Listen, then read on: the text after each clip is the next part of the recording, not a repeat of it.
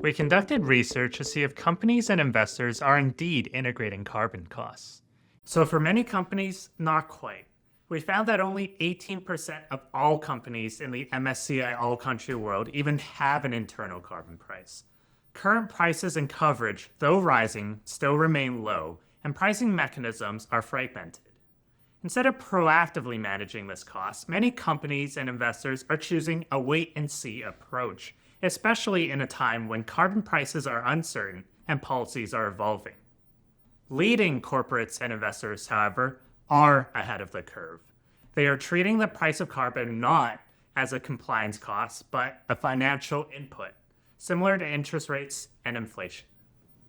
While it sounds straightforward, some sizable hurdles remain when it comes to broader adoption of carbon costs. At the highest level, these investments often follow a J-curve payout. We've seen three hurdles really stick out. First, for the investors, the business case simply has to make economic sense.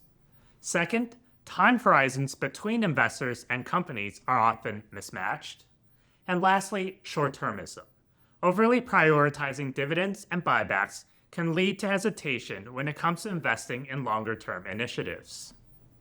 Beyond a pledge, there are indeed simple heuristics to get ahead of the curve on carbon. Two things we highlight. First, treating the cost of carbon as a key financial input, similar to how interest rates, foreign exchange rates, and inflation affect pricing. This can be an asset valuation for investors and capital allocation decisions for the corporates. Second, it also helps to lean into familiar financial terms. By having a net of carbon EBITDA or carbon adjusted IRR, companies and investors can account for carbon costs while communicating their impact in easy to understand terms. In addition to a state of play, our research tries to also help turn carbon considerations into practical action. In this paper, we've provided a series of toolkits including shadow pricing, marginal abatement cost curves, and simulations on the corporate's end, as well as alternative spreads and metrics like carbon beta on the investor's end.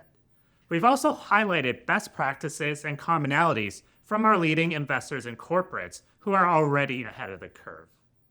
Ultimately, we hope that more companies and investors can proactively treat the cost of carbon as a financial input, whether through a selection of our toolkits or through case study examples of how it's being done.